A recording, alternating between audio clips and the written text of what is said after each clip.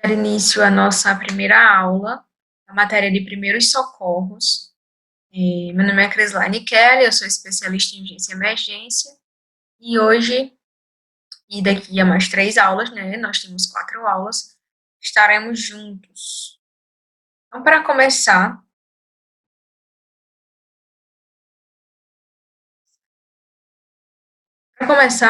a gente precisa entender o que são esses primeiros socorros, tá? Então, ele pode definir-se, a gente pode definir primeiros socorros como sendo os cuidados que são imediatos, né? Aqueles que devem ser prestados à vítima de acidentes ou mesmo de um mal súbito, com o fim de manter as funções de evitar o agravamento de suas condições até que chegue, né, o suporte avançado. Então, qualquer pessoa, desde que seja treinada, poderá prestar os primeiros socorros, conduzindo-se desde que tenha serenidade, compreensão, confiança.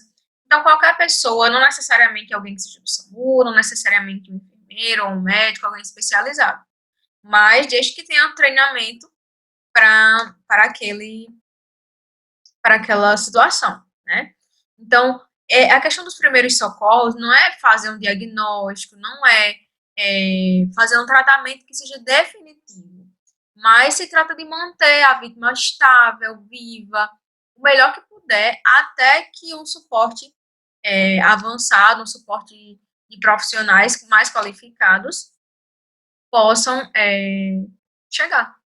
Então, existem 3 etapas nesse processo, desse primeiro socorro, que a gente vai prestar uma vítima, né? Que passa primeiramente pela abordagem segura, né? De modo que você também não se torne uma vítima daquele acidente, daquele momento. Então, eu preciso avaliar o quê? A segurança do local, né? Se o acidente foi na rua, a pessoa está no meio do trânsito, então primeiro eu preciso sinalizar, preciso parar aquele trânsito para assim poder socorrer, porque senão eu vou acabar também me tornando uma vítima daquele acidente. Então, por exemplo, se está tendo um deslizamento de terra, né? E aí caíram pedras de um barranco em cima de um carro, tem vítimas. Eu preciso me certificar se não vai cair mais pedras, se não vai ter outro tipo de deslizamento, para que eu também não me torne uma vítima. Depois de fazer essa abordagem segura, a gente vai para a questão do atendimento, né? O que eu vou enfrentar, né? Aquela pessoa está passando por que tipo de situação, né? Foi um desmaio, foi porque está passando mal, foi um acidente de trânsito, então preciso avaliar a cena e saber o que é que eu vou encontrar para poder dar um atendimento específico para aquele determinado caso, né? Aquela vítima. E por último, a gente vai fazer o chamamento da SAMU, por exemplo, de um atendimento especializado e aguardar, depois de fazer o que a gente pode, a gente vai aguardar que o serviço especializado chegue. E aí, para começo de conversa, antes de qualquer coisa, a gente precisa saber quais são os padrões de normalidade dos sinais vitais, né? Porque quando a gente chega, a gente precisa entender o que é, se a pessoa está respirando, por exemplo, correto, se não está, se tem algum tipo de anormalidade, entende? Então, a gente vai analisar agora quais são os sinais vitais, quais são os padrões e quais são os padrões de normalidade e de anormalidade. Os sinais vitais, eles são um modo eficiente e rápido de monitorar as condições desse cliente ou de identificar problemas e avaliar a resposta do cliente a uma intervenção, como indicadores do estado de saúde. Essas medidas vão indicar também a eficiência das funções circulatórias, respiratória, neural e endócrina do corpo. Então, quando é que eu vou fazer essa aferição? Quando é que eu vou medir esses sinais vitais? Na admissão aos serviços de cuidados de saúde, por exemplo. Quando for avaliar o cliente em visitas domiciliares, eu também vou fazer a medição, a aferição desses sinais. No hospital, em um esquema de rotina, conforme prescrições do prestador de cuidados ou padrões de prática do hospital. Antes e após o procedimento cirúrgico ou um procedimento de diagnóstico invasivo, antes, durante e após uma transfusão de sangue e de hemoderivados, antes, durante e após a administração de medicamentos ou terapias que afetam as funções de controle cardiovascular, respiratório, de temperatura. Então, Administrar algum medicamento, está sempre monitorando a questão da PA, por exemplo, né? Das respirações, se estão normais, se estão mais taquicárdicas, aceleradas, bradicárdicas, mais lentas. A gente vai ver tudo isso. Quando as condições físicas gerais do cliente são alteradas, antes e após as intervenções de enfermagem que influenciem os sinais vitais, quando o paciente informa sintomas inespecíficos, como a aflição física, por exemplo, a gente precisa fazer o controle, a aferição desses sinais. Esses sinais, como a gente já viu, eles são importantes indicadores de saúde, garantem função circulatória, respiratória, neural e endócrina do corpo. E aí, para obter esses sinais vitais, a gente precisa verificar no mínimo, aferir no mínimo, frequência cardíaca ou pulso, a frequência respiratória, a temperatura e a pressão arterial. Então, a gente precisa estar olhando todos esses quatro, aferindo essas quatro coisas, esses quatro parâmetros de sinais, para a gente conseguir avaliar essa pessoa. Então, começando pela frequência cardíaca, ou o pulso, a gente tem que a pulsação é o impulso exercido pela expansão e pelo relaxamento das artérias resultantes dos batimentos cardíacos. A obtenção da frequência cardíaca dá-se através da palpação dos pulsos centrais, ou seja, o carotídeo e o femoral, e dos pulsos periféricos, que são o radial, o ulnar, poplíteo, tibial, posterior. A ausência desse pulso pode indicar uma oclusão arterial. A avaliação do pulso vai incluir o quê? A determinação de frequência de pulso e análise de sua qualidade, que vai incluir o ritmo e a força. E esse pulso ele vai ser verificado utilizando, como a gente pode ver na imagem, a polpa dos dedos, que seria indicador e médio, por meio da palpação de uma artéria, geralmente a radial, contando-se durante 1 minuto o número de batimentos e verificando suas características, como intensidade, ritmo e simetria. Então, vejam, o pulso que a gente vai ver da artéria radial, a gente vai conseguir identificá-la sempre como radial por causa do dedo polegar. Geralmente a gente fala que o dedo polegar seria a antena do rádio, né? Então, do rádio radial, tá? Então, sempre no polegar, a artéria que vai passar por ele, no lineamento dele, seria a artéria radial e a artéria oposta seria a ulnar. A frequência cardíaca pode diferenciar-se do pulso devido a arritmias cardíacas. Ela é verificada por meio da ausculta do pulso apical, que se encontra no quinto espaço intercostal esquerdo. E aí nós vamos ter os locais de verificação desse pulso, né? Quais seriam os locais? Na parte temporal, na carótida, no apical, no pulso braquial, radial, ulnar, femoral, poplíteo, tibial, posterior e a artéria dorsal do pé. A gente vai ver todos eles, onde fica cada um. Olha, a artéria temporal, né, ó, acima um pouco da orelha. A artéria carótida no pescoço, a artéria femoral, né, perto do fêmur, né, como o nome já sugere. A artéria poplítea fica por trás do joelho. A artéria facial, como a gente pode ver aqui, próxima à mandíbula. A artéria braquial, que fica na volta, né, na articulação do braço com o cotovelo, que é justamente onde a gente vai fazer a aferição da pressão arterial. As artérias radial, como a gente viu, né, aqui a radial fica próximo no lineamento do dedão, né, do polegar, que justamente é a anteninha, por isso radial, e a outra o outro lado que tem a artéria ulnar. Temos também no pé a artéria tibial posterior e a artéria dorsal do pé. Então, o que a gente vai avaliar no pulso? Nós vamos avaliar a frequência desse pulso, que nos dirá a quantidade de pulsações por minuto, podendo ser classificada da seguinte forma. Então, a frequência ela vai ser classificada desse pulso como? Por normocardia, taquicardia e bradicardia. Normocardia seria a frequência cardíaca normal, né, de 60 a 100 BPM, que seriam batimentos por minuto. A taquicardia seria uma frequência cardíaca acima do normal, ou seja, maior do que 100 batimentos por minuto, e a bradicardia seria uma frequência cardíaca abaixo do normal, ou seja, menor do que 60 BPM, batimentos por minuto. Então, além dessa frequência que a gente viu, nós vamos poder também classificar o pulso quanto ao seu ritmo. E ele vai poder ser regular, seria rítmico, ou irregular, arrítmico. E quanto à sua força ou à sua amplitude, que vai corresponder à quantidade de volume de sangue ejetado contra a parede da artéria, a cada contração cardíaca e a condição do sistema vascular arterial, que vai levar ao local da pulsação. Tá?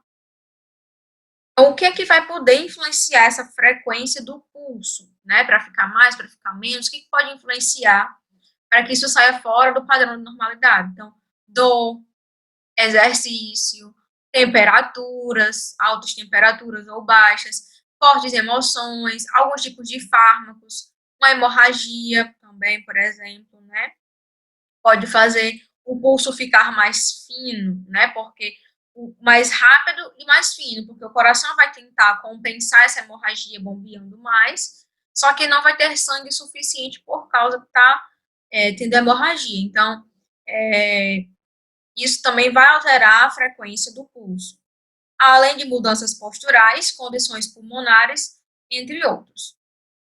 E eu trago para vocês darem uma olhada de como seria composto o nosso coração, né? Só para a gente ter uma noção das próximas coisas que a gente vai ver. Então, no coração a gente tem átrios, né? E nós temos ventrículos. Então, nós temos aqui o sangue que vai entrar, né? Vai vir do corpo cheio de gás carbônico, vai passar pelo átrio direito, ventrículo direito, vai para os pulmões por meio da artéria pulmonar, e quando ele voltar dos pulmões, ele vai voltar pelas veias, né? Por isso que as veias, quando a gente tira sangue da veia, ele é rico em oxigênio, tá? E aí, quando vem do pulmão, cheio de oxigênio, ele é jogado pela aorta no restante do corpo, tá? Então, nós temos átrios e ventrículos.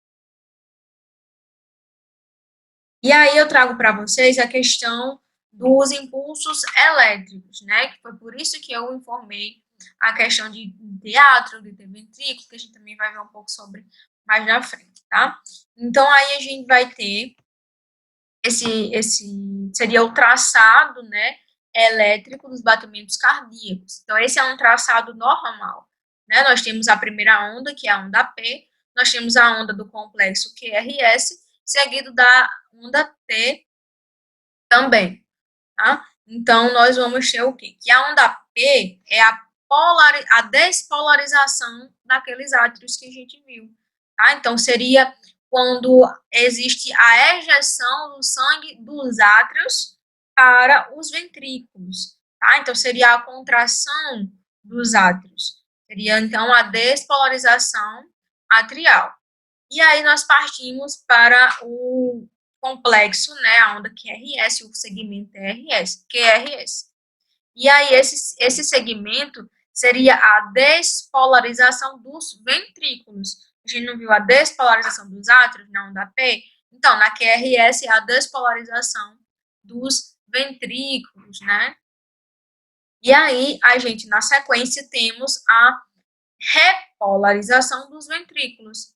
Ah, então não vai ter cadê a repolarização dos átrios? A repolarização dos átrios, ela está juntamente com a despolarização dos ventrículos. Só que a despolarização dos ventrículos é tão acentuada, tá, que ela acaba sendo encoberta.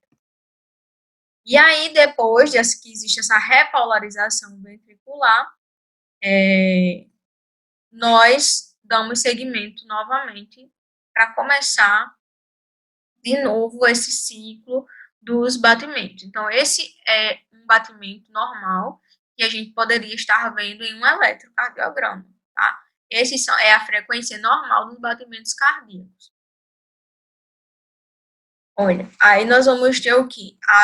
Novamente, aqui daquilo que a gente viu, olha, a onda P, né, que é a ativação dos átrios, né, quando os átrios são traídos, essa é a despolarização dos átrios. O complexo QRS, que é a despolarização dos ventrículos, olha aqui de rosa mais escuro, que seria a ativação desses ventrículos. E por último, a onda T, que seria a onda de recuperação, que seria a repolarização desses ventrículos, tá? E aí nós temos aqui que tem o batimento cardíaco normal, ó, com a onda P, com o complexo QRS, com a onda T, certo? Aí nós temos também o batimento cardíaco acelerado, que é chamado de taquicardia. Esse aqui que a gente pode perceber, tá? É o normal, só que mais juntinho, porque ele vai estar batendo mais rápido. A bradicardia vai ser esse complexo aqui, só que mais lento. Ele vai estar mais estendido. E o batimento cardíaco irregular, que é o que a gente vai ver. Quais são as irregularidades desses batimentos? Que é justamente esse, que são os ritmos que promovem a parada cardíaca, tá? E aí nós temos FV, TV, a sistolia e a ESP.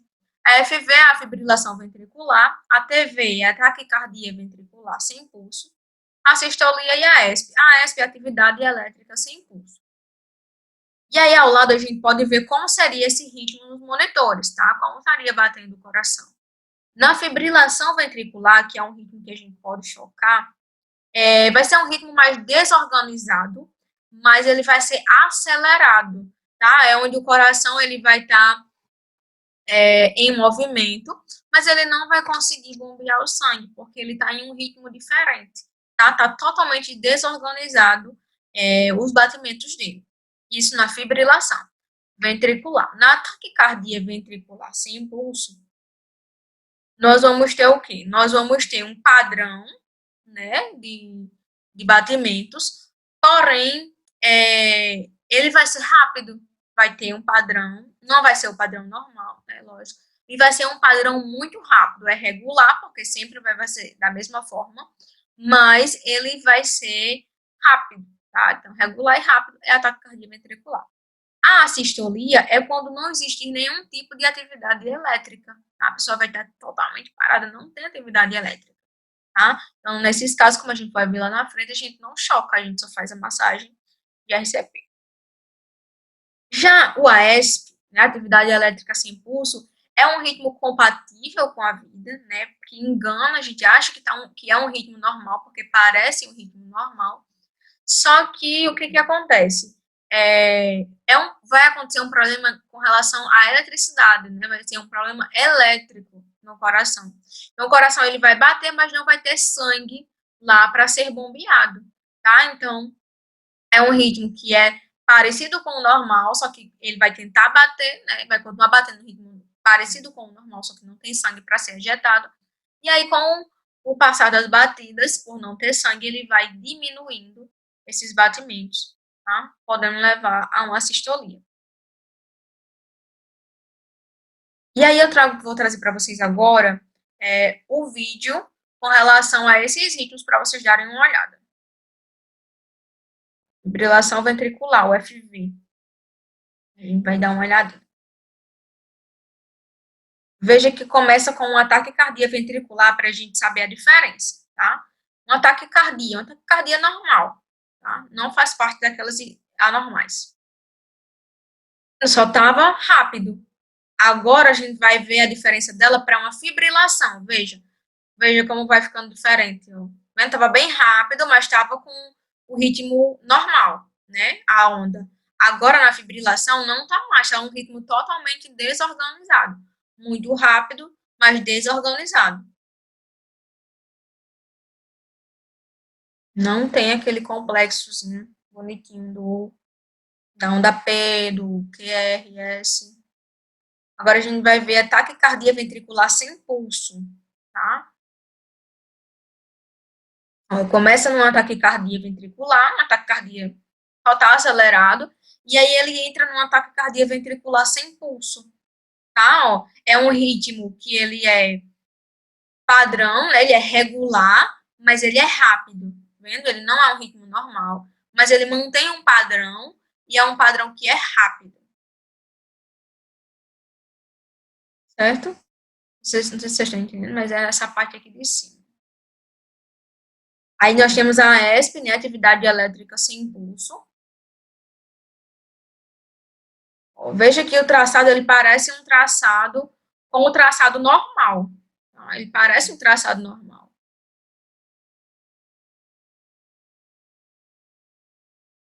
Mas tem uma leve alteração que com o tempo vai diminuindo esse traçado, cada vez fica mais distante, né, dos batimentos,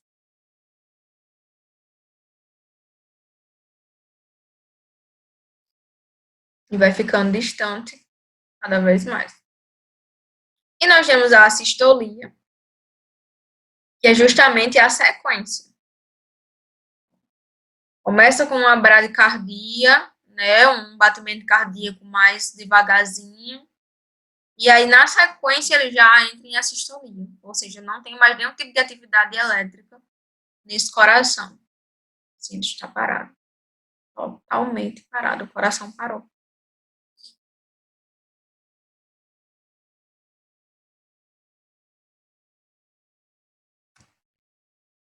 E aí a gente vai entrar agora em frequência respiratória, certo?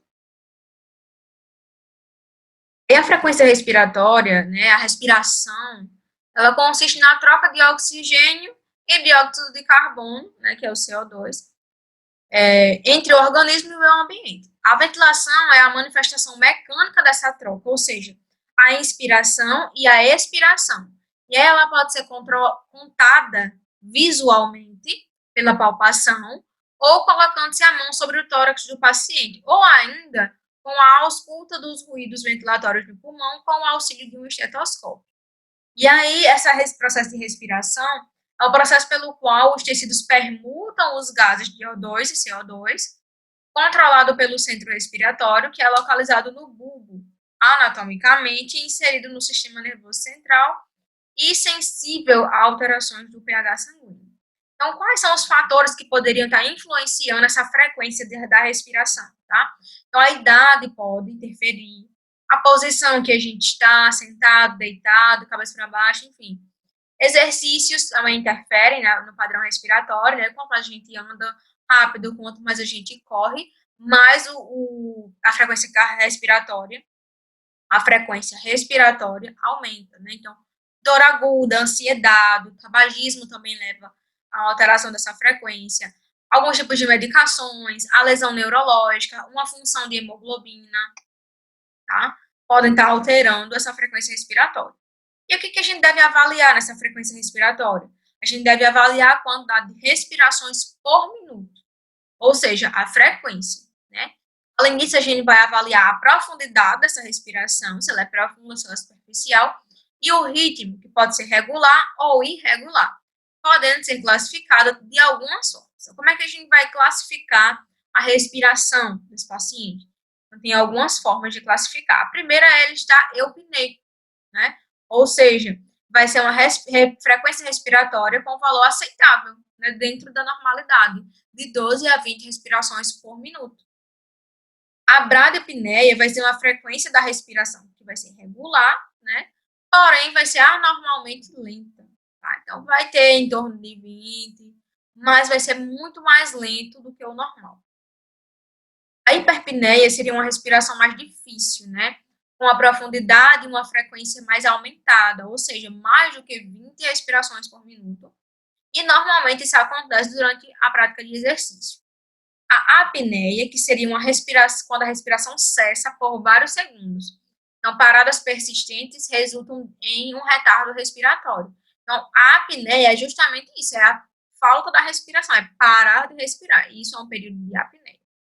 A hiperventilação é quando se mantém a frequência e uma profundidade aumentada. Então, tanto aumenta a frequência, quanto aumenta a profundidade. Vai ser muito rápido e funda a respiração, tá? Então, a hipoventilação vai ter uma frequência anormalmente lenta, e a profundidade vai estar deprimida, tá? Então, na hiper vai ser uma frequência mais rápida e profunda, na hipo vai ser mais lenta, porém profunda. E aí nós vamos entrar nos termos que são mais patológicos, nos tipos de frequências respiratórias patológicas, tá? Que seriam a respiração de Cheyne-Stokes, de Kussmaul e de Biot, tá? A de Cheyne-Stokes seria uma frequência com a frequência e a profundidade que seriam irregulares. A gente vai ver como seria cada um, vou mostrar para vocês. E ela é caracterizada pela alternância entre períodos de apneia e de hipoventilação. Né? Hipoventilação vai estar mais baixo, mas vai estar muito profunda a respiração. Então, a respiração é, rápida, porém não, pouca, porém profunda, né? Pouca, porém profunda, vai ser uma respiração lenta, profunda, seguida de períodos de apneia, né? De sem respiração. O ciclo começa com a respiração lenta, olha só, e superficial, que vai aumentando gradualmente a frequência e a profundidade de forma normal. O padrão ele vai se reverter, se reverte. A respiração se torna lenta e superficial, chegando a uma apneia antes do recomeço da respiração. Então, nós vamos ter uma apneia, aí vamos ter um processo lento de respiração que vai subindo, depois desce de novo um período de apneia. Tá? Esse é o Shane Stokes. E a respiração de Kussmaul vai ser anormalmente profunda. Ela vai ser regular, vai ter uma alta frequência, mas ela vai ser profunda, tá? A de Biot vai ser diferente. Como? Ela vai ser anormalmente superficial, ela vai ser muito superficial. Para 2 ou 3 respirações seguidas e dá um período irregular de apneia, tá? Então, a de Biot ela é mais superficial, tá? E aí ela é seguida de um período irregular de apneia. E a gente vai ver isso. Mostrar lá, olha. Veja, a de Shane Stoke, né, ó, tem um períodozinho de apneia, começa devagarzinho, né, e aí tem uma elevação, e aí depois ela volta a ser a ter uma bradicardia de novo, né, ser mais lenta, período de apneia, tá? E assim se repete. A de Biot, ela tem os períodos de apneia, ela tem um período de respiração muito superficial, olha, não é profundo, tá? Apneia é respiração superficial, apneia. E a de Kussmaul, ela é uma respiração regular, veja, é sempre da mesma forma, só que ela é profunda, vendo que ela é muito profunda, essa respiração, realmente, com pequenos períodos de apneia. Com relação às variações da frequência respiratória, né? Então, no adulto, a gente viu que é o quê? De 12 a 20. No adolescente, de 16 a 19 respirações por minuto. Na criança, de 20 a 30. Numa criança que tem até 2 anos, de 25 a 32 respirações por minuto. No lactente, de 30 a 50. E no recém-nascido, de 30 a 60 respirações por minuto. A gente pode estar percebendo isso. Então, quanto mais jovem, né, como por exemplo o recém-nascido, mais a respiração vai ser rápida, né? O padrão de normalidade vai ser mais rápido.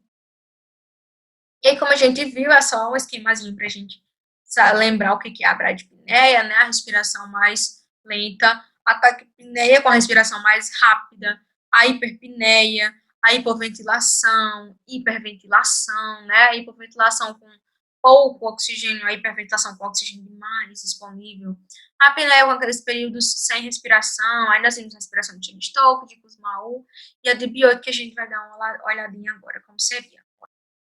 Esse é um ritmo normal de respiração.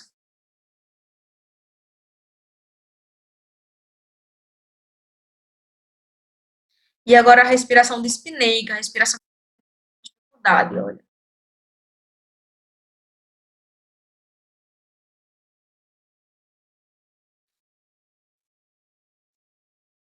A respiração do Shinistone, que a gente veja que pegou no período mais alto, aí foi diminuindo, vai ter um período de apneia.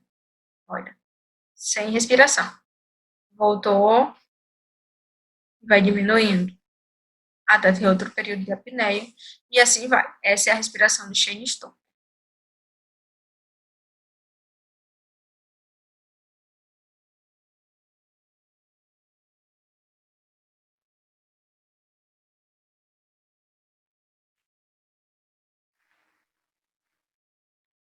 E aí nós temos a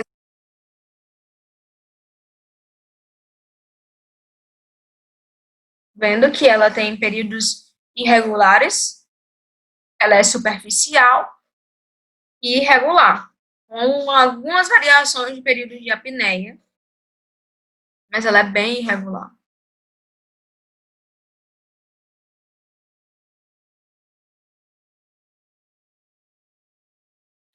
Aí nós temos a respiração de Kussmaul, Vendo que ela mantém um padrão, certo? Mas ela é bem profunda, com um leve períodozinho de apneia. Mas ela sempre mantém o mesmo padrão e tem o nível de profundidade. Mantém o nível de profundidade.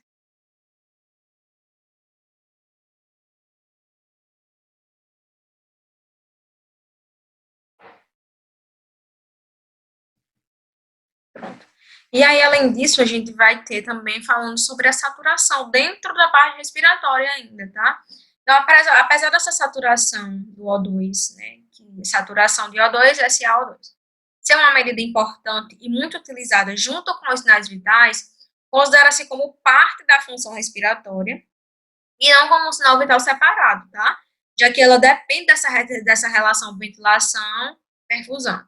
Então, veja, o que seria essa saturação? É o percentual de hemoglobina que vai se ligar ao O2, que é o oxigênio, equivalente ao percentual de saturação de hemoglobina. Então, seria o oxigênio circulante, né, no sangue. Valores de normalidade. Essa saturação deve ser mantida entre 95% e 100%. Claro, varia de literatura para literatura. Tem literatura que já considera a partir de 94 já é algo, uma saturação boa, tá? Fatores de interferência, que pode interferir nessa saturação? Aqueles que vão interferir na ventilação, na perfusão, na difusão, também interferem na saturação. E ela é mensurada, ela é aferida por meio do oxímetro de pulso. E a gente vai partir agora para ver a temperatura, tá? Então, a temperatura ela vai consistir na diferença entre a quantidade de calor produzida pelos processos corporais e a quantidade perdida para o meio externo. Pode-se obter essa medida através da verificação timpânica axilar oral. Na UPA, ou em qualquer outro hospital, a partir da observação das necessidades da equipe dos pacientes, recomenda-se a verificação da temperatura axilar, a gente sabe que é a mais utilizada realmente. E aí ela vai ser controlada pelo equilíbrio de calor que é produzido pelo corpo e o que é perdido para o ambiente, sendo regulada fisiologicamente pelo hipotálamo, né, que funciona como um termostato corpóreo, capaz de perceber alterações mínimas. Então, o calor produzido menos o calor perdido vai ser igual à temperatura corpórea. E existem variações na literatura com relação a esses valores, né, valores aceitáveis para essa temperatura, mas geralmente o que é usado, de acordo com Potter e Perry, né, gesteira apoio de Potter e Perry, é que seria entre 36 graus, 38 graus, seria o padrão correto, aceitável, na verdade, de normalidade da temperatura. E aí é só um resumo bonitinho, né, que a gente vê que a diferença entre a qualidade, a quantidade de calor produzida a quantidade de calor perdida para o ambiente seria a temperatura corporal. E aí, a faixa normal dessa temperatura, segundo Potter e Perry, é entre 36 e 38 graus, e vai variar de acordo com cada literatura, ou seja, com cada autor. Locais onde a temperatura pode ser mensurada, pode ser aferida, tá? Então, por meio oral, retal, axilar, e vem outros diferentes. Artéria temporal, a membrana timpânica, a artéria esofágica, a bexiga urinária, a artéria pulmonar, são lugares que a gente também pode estar fazendo essa aferição, mas o mais utilizado seria o axilar. E existem variações na temperatura, né? Uma normotermia, né? Se uma pessoa com uma temperatura normal, seria entre 36 e 38 graus, né? Numa média, na verificação de temperatura oral, entre 37 graus. A retal, entre 37,5. A axilar, entre 36,5. E existem alguns fatores que vão afetar a temperatura, como a gente sabe, como, por exemplo, a idade de fazer exercício, o ambiente, o estresse, o ritmo cardíaco, dependendo do horário, o nível hormonal, tudo isso interfere na temperatura. A classificação de alteração da temperatura, né? Então, a gente vai ver que existe uma classificação. Qual a primeira com relação à temperatura seria a febre, também chamada ou conhecida como a pirexia. Ela vai ocorrer quando existe a incapacidade dos mecanismos de perda de calor de acompanhar o ritmo de uma produção excessiva. Né? Então, resultando em um aumento anormal, veja que a febre é um aumento anormal de temperatura e pode ser considerada um importante meio de defesa, né? Pois elevações moderadas até 39 graus intensificam o sistema imune. E aí, quais seriam os tipos de padrões de febre? nós vamos ter 4 tipos. É muito importante a gente entender isso, tá? Então, existe o padrão de febre, que é sustentada, intermitente, remitente e recidivante, ou recidiva. A sustentada, ela seria uma temperatura constante, né, continuamente acima de 38 graus e com pouca flutuação. Então, como o próprio nome já diz, é sustentar, né, continuar sempre com aquela mesma temperatura, geralmente temperatura acima de 38. A intermitente teria picos de febre, né, intercalado com temperaturas em níveis usuais, tá? E a temperatura retorna a um valor aceitável pelo menos uma vez no dia, ou seja, uma vez em 24 horas. Vai ter picos de febre intercalados com níveis normais. O remitente seriam picos e quedas de febre sem retorno à temperatura normal, tá? Ou vai estar muito alta a temperatura, ou vai estar muito baixa a temperatura, sem nunca chegar a uma temperatura boa, uma temperatura normal. Essa é a febre remitente. A febre recidivante seriam períodos de episódios febris e períodos com valores de temperatura aceitável, né? Então, períodos de episódios febris e períodos de normotermia muitas vezes duram mais de 24 horas. Então, é diferente do intermitente, né? O intermitente ele possui picos, né, intercalados com alguns períodos de temperatura normal. O recidivante não vai ter um pico tão alto de febre, tá? Então, vão existir episódios febris e outros episódios de temperatura aceitável. E aí, nós vimos que existe a febre ou a pirexia. E agora a gente vai ver que existe a hipertermia, que é uma temperatura elevada relacionada com a incapacidade do organismo de promover a perda de calor, ou seja, de reduzir a sua produção, que vai resultar em uma sobrecarga dos mecanismos que fazem a termorregulação no organismo, tá? Então, não necessariamente a hipertermia seria uma febre, tá? Como vem explicando lá abaixo, o termo hipertermia não é necessariamente sinônimo de febre. Por exemplo, a exposição a altas temperaturas ambientais pode resultar em um esgotamento por calor, causando hipertermia, né? Como, por exemplo, a gente pode exemplificar com relação a quem fica nas saunas, né? Que fica muito tempo em sauna, pode chegar até hipertermia, né? Porque o ambiente estava muito quente. Crianças que já morreram retificados, e crianças que morreram dentro dos carros, né? Tanto pela questão de asfixia, quanto com relação à hipertermia, né? Ao calor, à quentura. E outra condição, né, além da hipertermia, é a hipotermia, que é caracterizada pela perda de calor durante a exposição prolongada ao frio, que se sobressai a capacidade do organismo de produzir calor. Então, aquele pessoal que vai lá para a Antártida, por isso que eles precisam se aquecer, porque eles passam longos períodos expostos a um ambiente muito congelante, a um ambiente muito frio. Então, se eles não se aquecerem, eles podem entrar em hipotermia, né? E essa hipotermia ela pode ser classificada em leve, moderada, acentuada e profunda. Leve quando for uma temperatura entre 34 e 36 graus, moderada entre 30 e 34, acentuada quando for menor do que 30 e profunda quando for menor do que 20 graus, que já seria bem frio. E aí nós vamos para a pressão arterial, né, agora. E aí a gente tem o conceito de pressão arterial sendo como a força exercida sobre a parede de uma artéria pelo sangue, que vai estar pulsando, sobre a pressão do coração.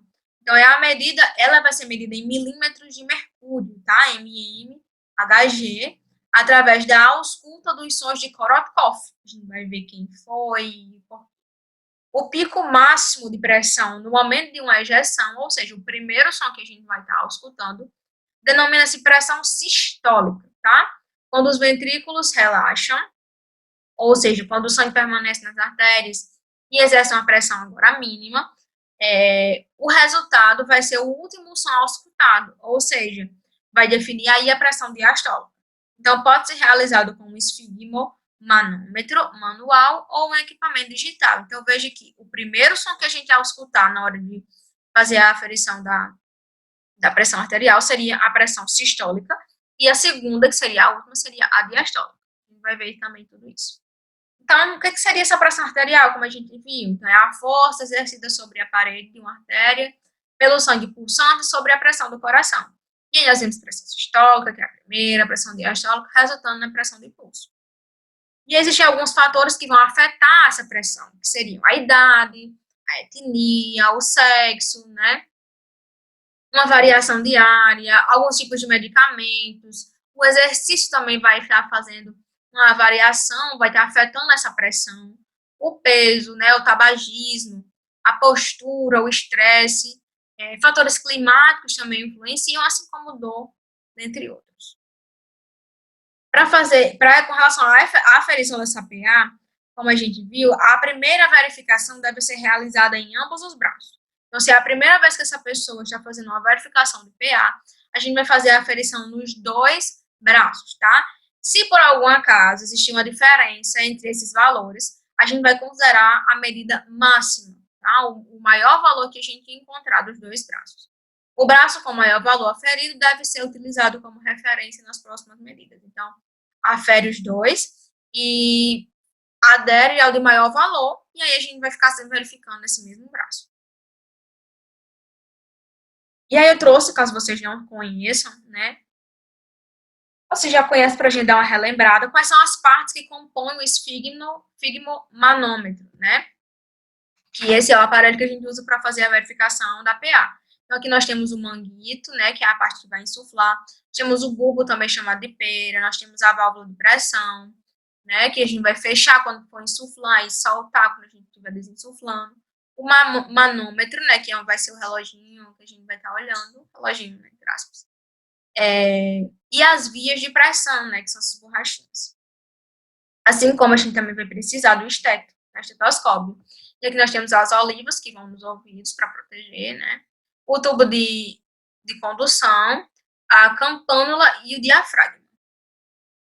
E esse é o modo correto, tá? Tá se fazendo a aferição da PA. Sempre mantendo o braço da aferição no nível do coração, tá? Nem acima, nem abaixo. E a gente usa o esteto, né, para fazer a ausculta desse pulso. E ele deve botar sempre o manguito próximo da artéria braquial. E aí a gente vai entender por que chamou sons de Korotkoff, o que é isso. Então, esses sons de Korotkoff são os sons ouvidos durante a aferição da pressão arterial, certo? Através de meios não invasivos. E esse nome refere-se a Nicolau Korotkov, tá? Que é um médico russo que descreveu esses sons em 1905, quando ele exercia na Academia Médica Imperial de São Petersburgo. E aí a gente vê a sequência de como é que funciona a aferição da pressão, tá? Da PA. Então, primeiramente, quando a gente insuflar por completo, a gente vai ouvir, na verdade, não vai ouvir, né? Vai ter um completo silêncio. Então, quando o manguito é inflado, o fluxo arterial para, não havendo som audível pelo estetoscópio, na qual é posicionado a artéria braquial distal da abraçadeira. Tá? Então, a abraçadeira deve ficar sempre acima, próximo, né, da artéria braquial. A primeira fase seria a PAS, né, o PAS, é a pressão arterial sistólica. Então, quando começa a desinflar, desinsuflar o manguito, vai aparecer um ruído abafado, no qual nos indicará a PA sistólica, tá? PAS. E a gente vai ver mais na frente como seria isso. A segunda fase, o ruído ele vai perdendo a intensidade e se ausculta como um sopro mais sibilante, tá? Algo mais como se fosse um assobio. A terceira fase, o ruído é auscultado como um abafo, mas um som que ainda se ausculta de forma suave. Na quarta fase, esse ruído vai começar a desaparecer. E em algumas situações, como febre, anemia, hipertiroidismo, gravidez, hipertensos em tratamento, com vasodilatadores potentes, pode estar ausente. Nesse caso, a fase 4 seria já o indicador da PAD. E a quinta fase, né, de forma normal, que é a PAD, se a gente teria a pressão arterial diastólica, tá? O valor. O ruído vai desaparecer, indicando a pressão arterial diastólica. Então, quando o último ruído é escutado, antes de cessar a fase, é considerado a pressão arterial diastólica. E eu trouxe para vocês, ao escutarem, como seria, que som a gente escuta, quem nunca escutou, quando é que a gente sabe onde é sistólica, onde é diastólica. Lembra vocês que, por exemplo, 12 por 8, 120 por 80. Então, 120 foi o primeiro, né? Então, a pressão sistólica. 80 foi o último som escutado, seria a diastólica, tá? Vamos lá escutar. Vamos insuflar.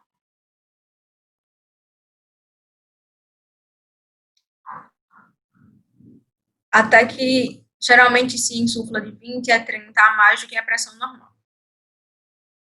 Desinsufla. Agora, ausculta.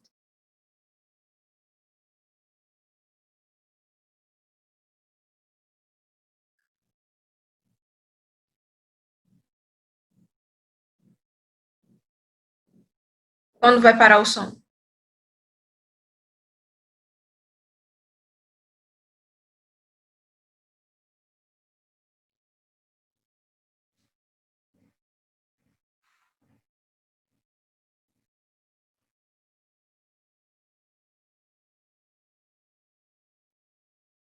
Escutaram que existe, como a gente vinha falando, né? Quando a gente ausculta o primeiro som sistólico, né? O último som diastólico.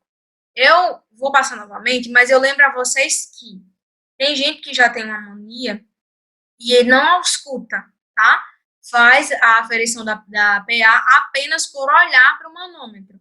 E isso não existe, tá? Porque a pressão, a sistólica e a diastólica, ela é como é que definida, vamos dizer assim, justamente por auscultar o primeiro e o último som, certo? Então, se eu não tivesse auscultado, se eu fosse só pelos batimentozinhos ali que a gente consegue ver, a pressão vai dar alterada, tá? Vai dar diferente. Então, é importante a gente só definir, né, quando a gente auscultar, certo? Vou botar de novo para vocês olharem. Vai fazer a insuflação, e aí vocês vão observar o primeiro som, não a batidinha, mas o primeiro som e o último som. Ausculte.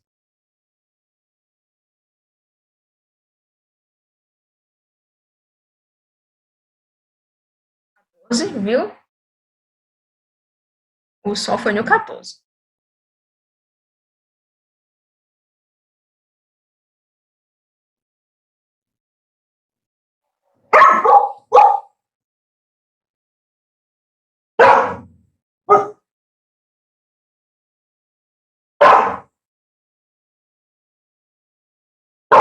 Parou de bater no 8, certo? Então, 14 por 8.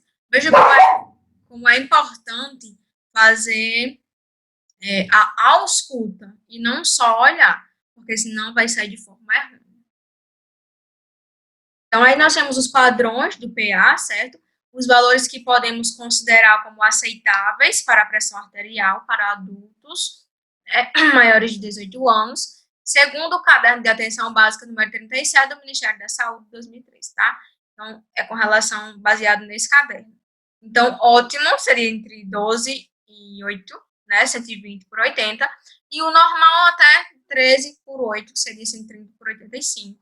É valor considerado normal. Segundo esse mesmo caderno, também é normal o valor 12 por 8, tá? E aí, alguns erros que acontecem durante a avaliação da pressão arterial, tá? Então, a câmara do manguito muito largo ou muito estreito. Então, se eu tenho um braço mais fino, eu tenho que botar um manguito mais fino, né? Se eu tenho um braço mais... Se o paciente tem um braço mais largo, né? Mais grosso, então eu tenho que botar um manguito maior, tá? O manguito colocado de forma muito frouxa também não vai, né? Não vai alterar a pH. A desinflação do manguito muito lento ou muito rápido. A gente vai abrir, né, aquela válvulazinha. Não pode abrir nem muito rápido, também nem muito lento, para não dar uma alteração. O braço ser posicionado ou abaixo ou acima do nível do coração, a gente sabe que isso é ruim, né? É sempre possível no nível do coração. E um braço sem apoio, né? Não dá. Tem que apoiar o braço em algum lugar. O estetoscópio, que se ajusta mal ou impede o examinador de ouvir, fazendo com que os sons sejam abafados. Então, é importante saber posicionar, né, o estetoscópio, fazendo sempre as olivas, botando elas para dentro, né? Porque o nosso canal auditivo não é assim, ele é assim, certo? O estetoscópio foi posicionado de modo firme demais contra a fossa cubital, que imprensou muito, forçou muito no braço, então vai alterar também. A inflação ser muito lenta, a avaliação repetida muito rapidamente, então fazer. Acabei de aferir nesse braço, já vou aferir de novo. Então, isso pode gerar uma PA distorcida, né? E o nível de inflação ser inadequado. Então, geralmente, se a pessoa tem um padrão de, de PA, você deve botar apenas 20 ou 30 a mais, né, na hora de insuflar, milímetros de mercúrio, do que aquela pessoa geralmente sugere de pressão. E são as referências. Enfim, é isso. Acabamos a aula por hoje, certo? E a gente se encontra quinta-feira, às 7 horas, para a aula online. Lembro que tem atividade logo abaixo, né? Se lembrem de fazer atividades, são 4 atividades, cada uma vale meio ponto, né? Uma em cada aula. Ah, não, mas era isso, qualquer coisa. Estou disponível também pelo telefone, tá?